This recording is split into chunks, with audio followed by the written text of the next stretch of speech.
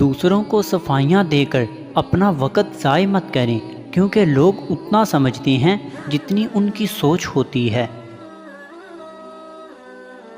کوئی شخص کبھی اتنا اچھا نہیں ہو سکتا کہ اس میں کوئی برائی نہ ہو، اور کوئی شخص اتنا برا نہیں ہو سکتا کہ اس میں کوئی اچھائی نہ ہو۔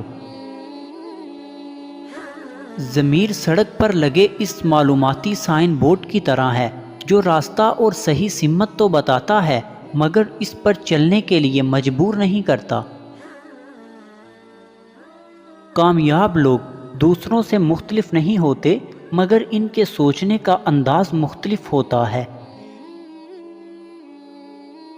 مذاق ضرور کیجیے، مگر اتنا دھیان رکھیے کہ مذاق کرنے اور مذاق اڑانے کا فرق آپ کو معلوم ہو۔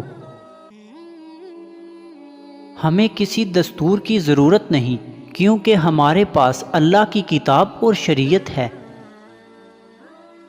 لوگوں کی باتیں پتھروں کی طرح ہیں، ان کو پیٹھ پر لاد لوگے تو یہ پیٹھ ٹوٹ جائے گی۔ ان کو اپنے قدموں تلے ایک برج بنا لو تو ان پر چڑھ کر بلند ہوتے جاؤ۔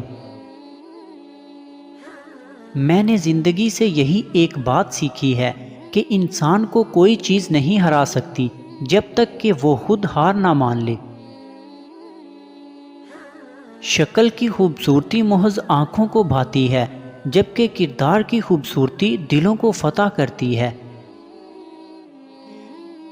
ہر میاں بیوی پر ایک وقت ایسا بھی آتا ہے کہ جب کچھ لوگ ان کے رشتے کو کمزور کرنے کی کوشش کرتے ہیں۔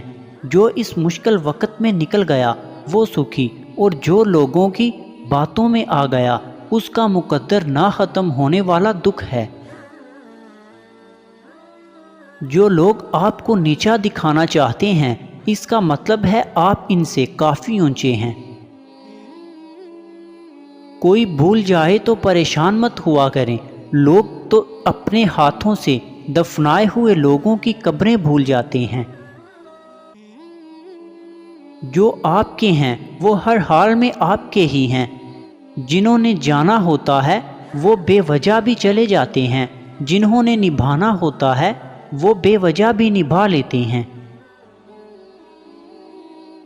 اچھے اور برے لوگ ہر جگہ موجود ہیں، لیکن خرابی تب پیدا ہوتی ہے جب اچھوں کو پیروں میں اور بروں کو سر پر بٹھایا جاتا ہے۔ کچھ لوگوں سے نفرت نہیں ہوتی، بس ان کی کچھ باتیں سوچ کر ان کو محبت دینا مشکل ہو جاتا ہے۔ نہ گورا رنگ حسن کی علامت ہے اور نہ کالا رنگ بدصورتی کی نشانی۔ کفن سفید ہو کر بھی خوف کی علامت ہے، اور کعبے کا غلاف کالا ہو کر بھی آنکھوں کی ٹھنڈک ہے۔ اگر لوگ اپنی ضرورت کے وقت ہی آپ کو یاد کرتے ہیں تو برا مت مانیے، کیونکہ چراغ کی یاد تب ہی آتی ہے جب اندھیرا ہوتا ہے۔ تعلیم انسان کو انگوٹھے سے دستخط تک لے آئی، اور ٹیکنالوجی انسان کو دستخط سے انگوٹھے تک لے آئی۔ جس دن تمہیں یہ پتہ چل جائے کہ جو کام تمہاری مرضی سے نہیں ہوتے وہ تمہارے لیے کتنے بہتر ہوتے ہیں، اس دن تمہاری بے سکونی ختم ہو جائے گی۔ تو جو چاہتا ہے تیری ہر مانگ پہ وہ کن کہہ دے، اس کی کس کس بلاوے پر تو نے لبیک کہا ہے۔ قبر کی تنہائی سے پہلے بھی قدرت ہمیں کئی بار تنہا کرتی ہے تاکہ ہم خالق سے تعلق کی مضبوطی کو سمجھیں۔